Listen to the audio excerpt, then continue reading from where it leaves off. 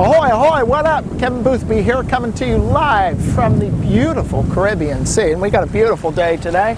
Got about 15 knots of wind off our quarter.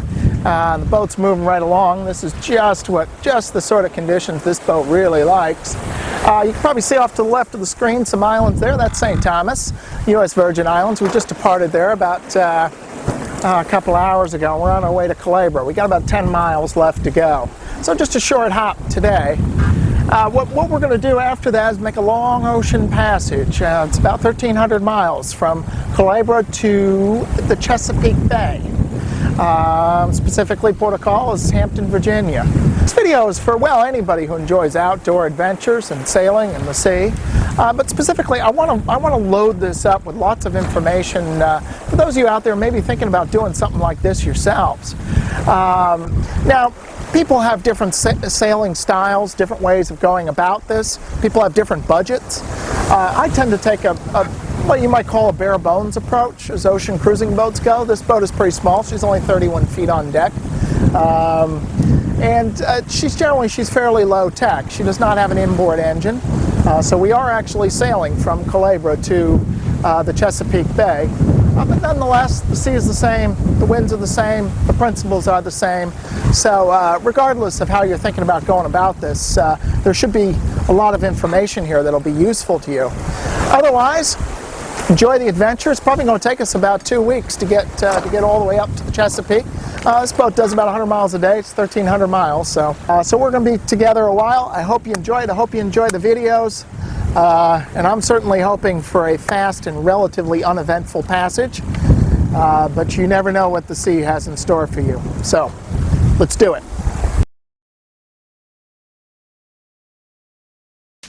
Okay, so let's talk about weather and how we go about planning our departure date for this passage from Calabria to the Chesapeake Bay.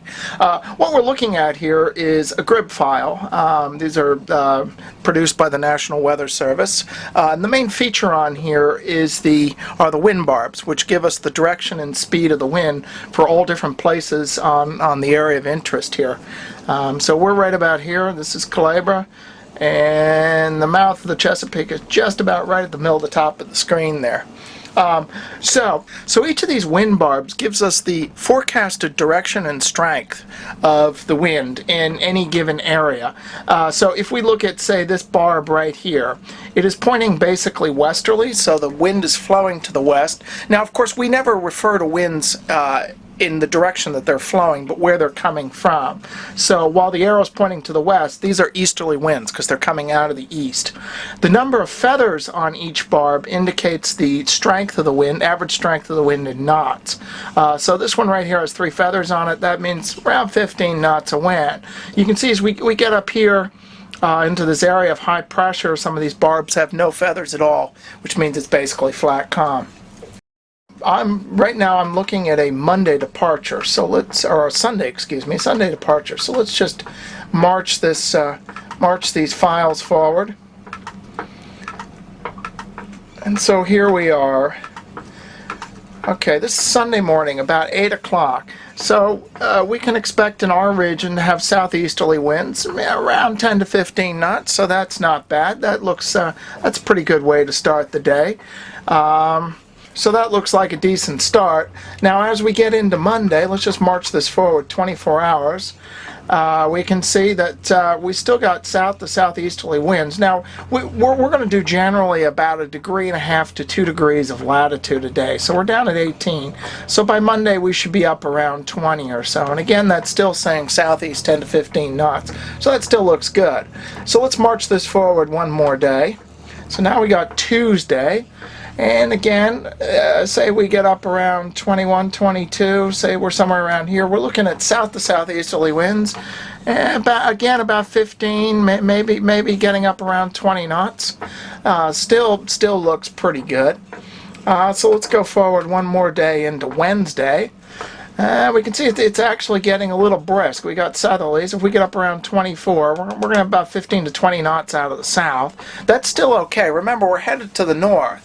So as long as the winds have a southerly component to them, it's going to be fairly fast and easy sailing as long as the winds are not too strong. We can see some areas here, though, where we got 20, 30 knots. I would try to avoid that if possible. So how far can we go? And here we are Thursday. Now we see why this pickup in the wind is occurring. This is a cold front right here. You can see the front line is right here. You're getting strong southwesterlies ahead of the front here. This is about 30 knots, 25 to 30 knots, and then you can see the winds are going to shift to the northwest behind the front. So we're going to say by Thursday we're up around 25, 26. Could get a little brisk. We might get 20, maybe 25 knots. But again, it's going to be on the stern, so that's not too bad. And as we get into Friday, we can see that front is moving off to the east and getting out of our area. So the winds are probably, say we get up around 27 or so, we're probably going to hit a spell of just light and variable winds. So that's going to slow us down a bit. And Saturday, okay, and that's as far as it goes out. So that looks okay so far. Though it does look like by the weekend we're going to be hitting light and variable winds right after that front passes. So we'll have to stay tuned. This is Friday. We're planning to leave on Sunday.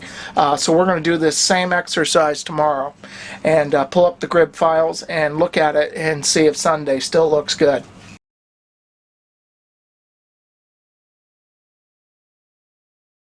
Ahoy, what up? Kevin Boothby here, and we are off. It is Sunday, June 4th, and it is a beautiful day. We got about 12 knots out of the east-southeast, which is just about what the forecast said. We like that. And our bow is pointed to blue open ocean. And you can see just astern of us, you can still see the islands of Calabria. They're receding into our wake. So the weather window we were looking at for Sunday is still looking pretty good. It's Sunday and we're leaving. It looks like we should have at least a couple or 3 days of nice weather, pretty much like this. The only thing we got to watch out for are rain squalls. We do have a tropical wave moving through the area right now. Other than that, we might get a bit of a pickup out of the southwest getting into Friday. And then after that, it looks like we'll be contending with light airs. After that, who knows? The GRIB files we were using earlier, I was pulling off of my smartphone, and I'm just getting out of cell phone range now, so I will no longer have those any means of updating those files, and I will rely on the Coast Guard weather, which broadcasts on upper sideband. They broadcast every 6 hours, not nearly as detailed, but at least it's something to give us a general idea of what's going on once we get out to sea.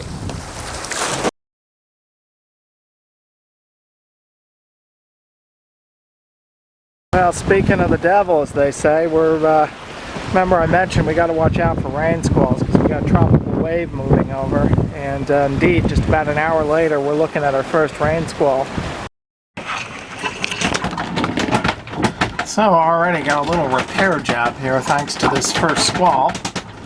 That was a mild squall too, but the latch holds the door to the head right there. That latch had come undone, door flung open, and pulled the screws out of the top, this very top hinge right here. So mixed up a little epoxy. You can see where the blue tape is. I just put epoxy in those screw holes. The blue tape is just to hold the epoxy in the holes. And then we'll drill that and then put the self-tapping screws back in, and that should repair it.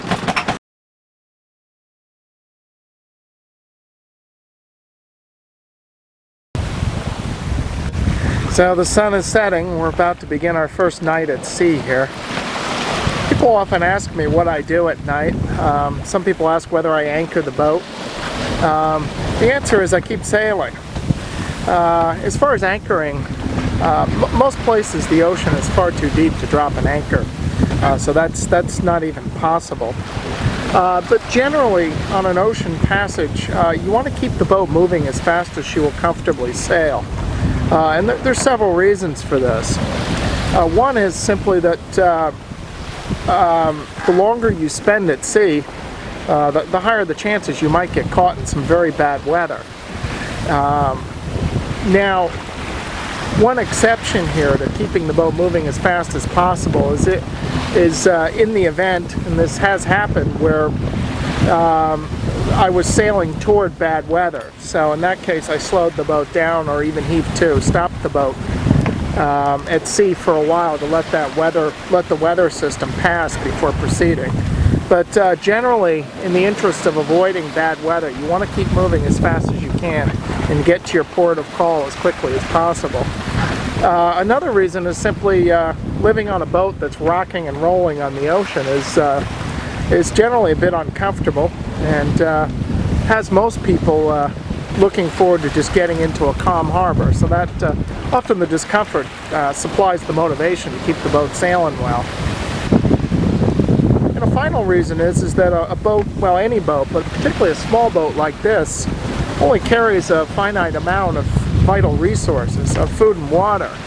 Right now I have about 60 gallons of fresh water aboard, which is plenty for this passage for myself, but nonetheless, it's a good idea to keep moving and not to dilly-dally out here. You run out of fresh water on the ocean, you're going to die. Same goes with food. So we keep sailing day and night and keep the boat moving on toward her destination.